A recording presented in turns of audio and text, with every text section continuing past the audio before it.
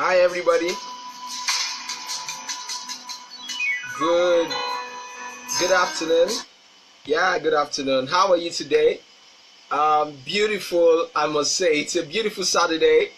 So how's your family? How's your finance? How's your finances going? Are you planning them well? Let's see who will be the first to join us today. Let's see the king or the queen that will be the first to join us this beautiful afternoon. Okay, so last week I spoke about poverty mindset. Oh, that's my ever-loving Queen Nkiru. Welcome, Dr. Ladi. I celebrate you. Thank you for tuning in. Queen Oriyomi, thank you for tuning in this afternoon.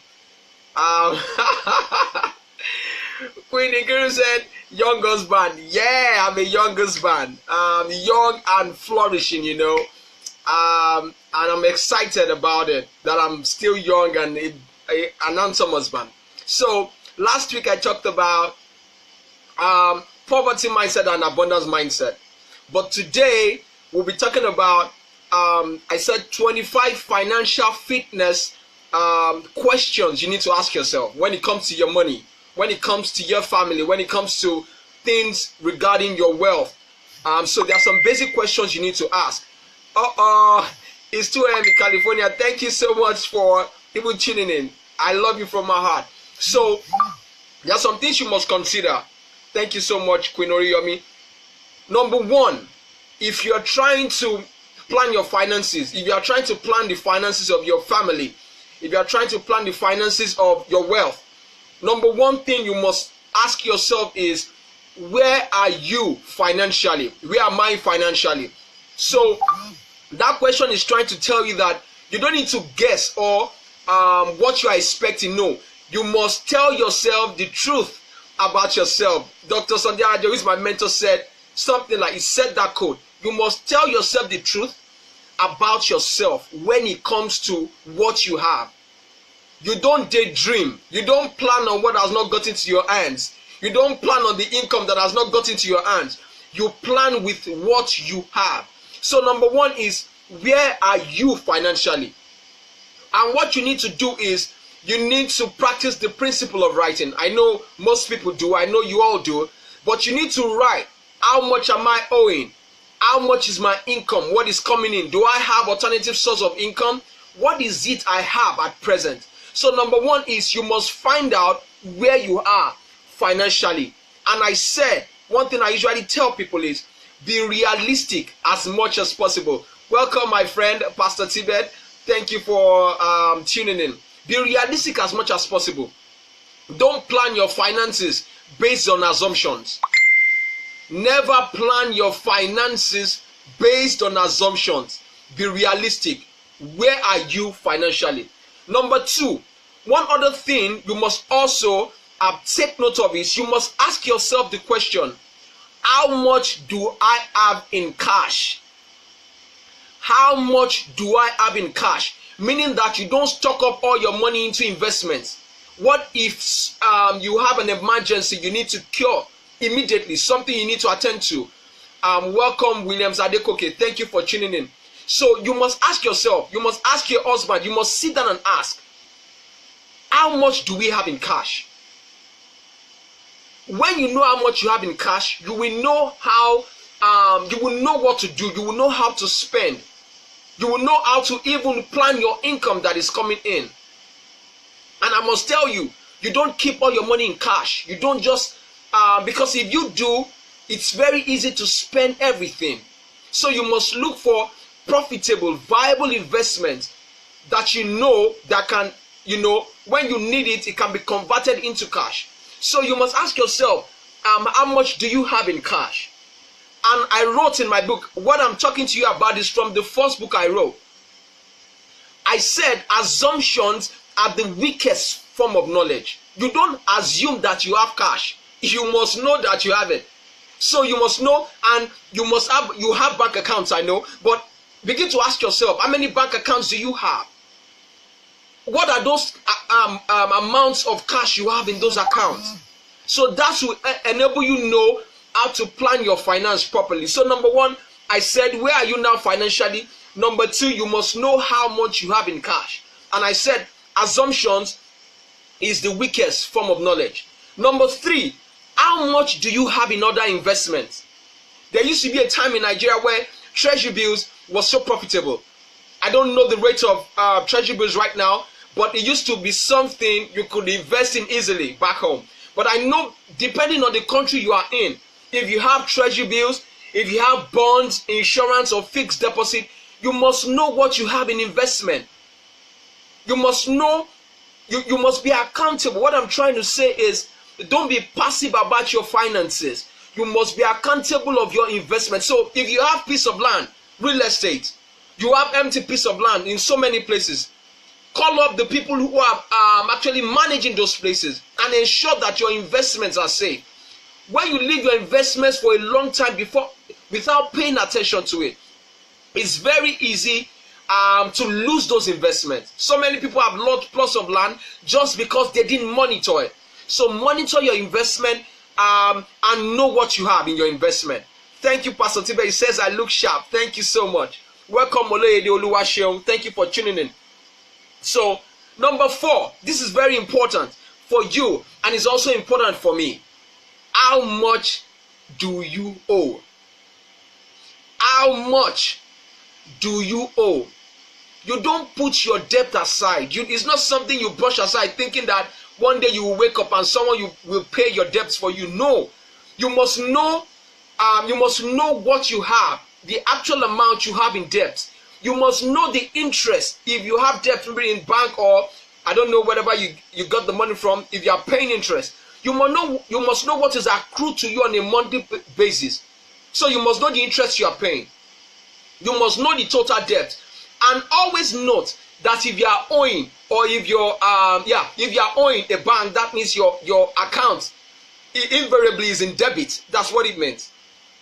So if you are owing, note that if interest gets on that money on a monthly basis and you are not paying, so interest on interest is accruing. You are paying debt on debt, just even putting the total amount aside. So what I'm trying to say is pay attention to your debt.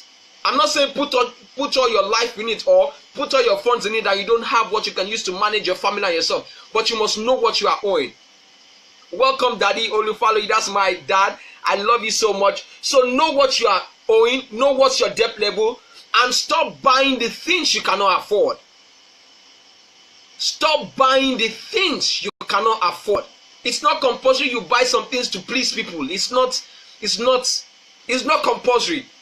Live within your means. I'm not saying you shouldn't expect good things to happen to you or your income should be increased, but you must know what you earn and you must manage yourself. You must manage your income based on that. The reason why, if you look at developing economies, if you look at the people in developing economies, you see their spending habits. They spend so much, things they don't even have. And let me ask you a question. How can you go and borrow to buy attires? It's not the best. People do it. You can have reasons for doing it. But what I'm trying to say is know what you earn. Know your debt level. Don't, as much as possible, if you cannot afford things, run away from them. If you cannot afford the latest car, live within what you have and manage it effectively. And you will see things easily working for you. So note, another point, number 5, which is greater, your investment or your debt? Which is greater? Is it your investment that is greater, or is it your debt that is greater? Let me see. Pastor Tibe wrote, owing debt is a habit. I was enslaved to it until I paid attention to how I spend. Look at that. I've been in debt myself. It's something that if you are not careful, you will keep on paying debt until you are 60, until you are 70. And let me tell you, debt has a way of enslaving you. Okay, for example, if you work in a bank or you work in an institution where they allow you to get money and you pay in the next 20 years, it simply means that your life has been mortgaged for the next 20 years. But if you know that the debt you are paying is lesser than the income you are making. Why? Therefore, yeah, it's reasonable. So if you borrow, maybe you borrow $100, and at the end of the month, with the debt you have borrowed, you are making $500. So it simply means you are making that $100 in 5 places. So it is a viable debt. It is profitable. To any sensible person, we know that it's profitable. But you must, when it comes to debt, you must also pay attention to the interest you are paying. For example, in Nigeria, I know one thing, that interest when it comes to loans are killing. If you are not careful, you will keep on paying debt for the next 50 years. So pay attention to your debt. And number 5, I was saying that you should know which is greater. Is it your investment or is it your debt? So if your investment is greater and you know that you are making a lot from your investment, one thing you must make sure you do is you must make sure you manage your debt effectively until you pay it off. Manage your debt. Welcome, Queen Anne. Thank you for tuning in. Welcome, Lena. So you must manage your debt effectively. Credit card debt, another killing thing is credit card. It's so, if you are not careful, you use credit card until you are 70. But you should know how it works. That's what I'm trying to tell you. Know how it works. Number 6, how much can you afford to save on a monthly basis? I know people usually save. You've heard so many people talk about saving. But let me tell you, the money you put aside is what will, the day you need it, it will show up for you. Welcome, Barrister Motolade Shomoye. I'm sorry for not welcoming you. I'm just so engrossed to what I'm teaching. So the money you put aside, it will save you. There's a quote like that. The money you put aside is what will save you in the nearest future. Put some things aside on a monthly basis. If you can afford it weekly, put it aside. If you can afford it daily, it depends on your own stream of income and what you earn, then put it aside. But let me let you know that savings is very good. Savings is very good. Put some things aside for your kids before they come. Just deliberately start. Just put some things aside, and you can put, you can put your funds in maybe a savings account that even if it has little interest rate, the day you will need it, it will come. Just trust me. The day you will need such funds will come up. But put your money so that when you need funds, you can always have access to it. And if you have kids, you can get piggy bank for your kids, where you must teach them how to save and how to multiply what they have. At a very young age, you should teach them how to do business. Get them toys. Get them surround them with things that can make them chat, that can make them think. Surround them with toys that can make them think. Surround them with things around them that can make them, that can develop their mind. One of the problems of the world right now is people don't think. And if you cannot use your mind, definitely failure is not far-fetched. If your mind is not well developed, failure is not far-fetched. So save up some money for yourself on a monthly basis. Work it out within yourself, your family, but I'm sure you will know what to do. But as from today, be deliberate about your money. Be deliberate about your money. Then number 7, I want to ask you, at what age do you want to retire? At what age do you want to retire?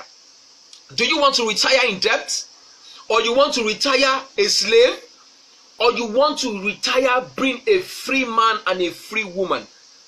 So these are the things you must ask yourself. Because let me ask you, at 50 years your age, how old would you be? How do you want to live? How do you want your life to be? If you live in debt up to a certain stage and your kids come up, they are going to inherit such debt. Don't put them in trouble. I'm also talking to myself. I shouldn't put my kids in trouble. If you can pay up your debt, please do. But if you know how to manage it very well, know what works for you. So, when do you want to retire? That's the question I put to you. When I say retire, does not mean being redundant. I mean, when do you want to at least, leave for the next generation, something you need to leave for them. So 40, 50, 60, 70 years from now, you should know what you need to do. It's very important. And number 8, I want to leave you with number 8. Welcome, Costin Buddy. Thank you so much. Number 8, do you have a backup plan? I'm not saying backup plan like if things don't work out. That's not what I mean. But what I'm trying to say is, you don't put, when it comes to investment and your finances, you don't just put everything in one direction. You must spread your risk calculatively. You must be able to divide your risk. Do you have a backup plan in case something goes wrong? When something goes wrong, what do? People who don't have backup plans, as soon as something goes wrong, they are weak, because they didn't spread their risk. They didn't have options. When I say options, does not mean that those options are weak. What I'm trying to say is, you don't put all your finances, all your investment just in one type of investment. When something goes wrong, then you are in it for it. So, do you have a backup plan? That's a question for you. And number 9, I'm going to stop at 10. Next week I'm going to continue. Do you have other sources of income? Do you have other sources of income? If you are doing a 9-to-5 job or 8-to-5 job, when you are done from your work, what exactly do you do? What exactly do you do? You must ask yourself, if you are done from 9 to 5, how do you spend your time? How do you spend your time? How do you spend your time? And I've come to understand a very big secret. If you work on your gifts, you refine your gifts so much, it will get to a time such gifts will pay you 10 times more. But you have an assignment. You need to refine those gifts. You need to be dogged about such gifts. What I'm trying to say is, it's not compulsory you are being worried about money now, that okay, my gifts are not paying me so much. Give yourself 5 to 10 years. If you refine those gifts so much, I assure you, because it's a principle. You have invested your time into it. You have invested your knowledge into it. So there is no how such gifts won't pay you back. There's no how it won't pay you back. Do you have other sources of income? Your gift is other sources of income. Your gifts are other sources of income. And I leave number 10. I want to give you number 10 before I go. How much of your income do you put in your savings? How much of your income do you put in your savings? How much of your income do you put in your savings? That's a question for you. So what I'm trying to let you know is that you must work out your finances. When you work out your finances so much, you won't be bothered because you have put things in place. You must dedicate a portion of your income. Let it go to your savings. Ask as if it's tax. You don't see tax. You pay tax. So you know that because you don't pay tax, it goes. Let your portion of income, let it be like your tax. So that as soon as it comes in every month, it's off to your savings until it becomes maximum so that you can invest it effectively. But you don't rush about investments at the start. You ensure that you save up. Save up. Save up. As soon as you save up, you are refining your gifts. Save up. You are refining your gift. As you are saving up, you are refining your gift. So anytime you have enough funds, you already know where to put money. You won't be worried about where do I invest, because the best place that can pay you is your gift. That is the best thing that can pay you, nothing more. Look at the top 10, 15, 20 billionaires of the world. They are dogged about their gift. They are not working outside what they can do. They are working within what they know that they are competent at. So if they are not competent at something, they give it to someone who is competent at it. You are not called to do everything. You are not called to do all investments. No work for you. So I leave you with number 10. Know the particular amount that goes into your savings account. For example, our financial planners all around the world, we say maybe 20%, 30%. But I must say that depending on your income, you know what will be convenient for you. Don't save up to suffer yourself, and don't save up to suffer your family. Eat good meal, live a comfortable, a good, healthy life, sleep well. Don't be worried about money. Worrying about money is sickness. If you are worried about money, you can't even really fulfill purpose, because you'll be asking, I don't have enough. Make use of what you have right now, and don't give yourself a headache about money always. With the little you have, once you can manage it very well, more will come with you. More will come to you. Thank you so much for tuning in. I had a swell time. I had a good time. You can just write down what you learned from me today, so that I can read your comments through later. Thank you, Costin Paddy. Thank you, Queen, ever-loving Queen Chinwe. Thank you, Afolabi, King Afolabi Victor. Thank you, Tibet Justice. Thank you for coming in. I'm so happy that you were able to learn something today. So next week, I'm going to continue on the point of, wow, I never knew we were still here. Queen Nkiru, thank you for staying till the end. I love you from my heart. So next week, we are going to continue this, and I'm going to give you some points of asking yourself questions. So the assignment for this week is that sit down and write. You can write on your iPad, you can write on your computer, but one thing I have learned with time is don't joke with getting books, writing your ideas on books. Why? Because that could be your vision for your kids. Because when your kids read what you've written, they know your philosophy. They know what you believe in. They know your ideas. So write down your plans fully of how you want to manage your finances. And I'm sure you will see a turnaround in your finances. Thank you so much. I cited you, Queen Nkiru. Thank you. My wife is fine. She's doing so well. Thank you, Dr. Ladi. This same time next week, I'm going to see you. Bye and God bless.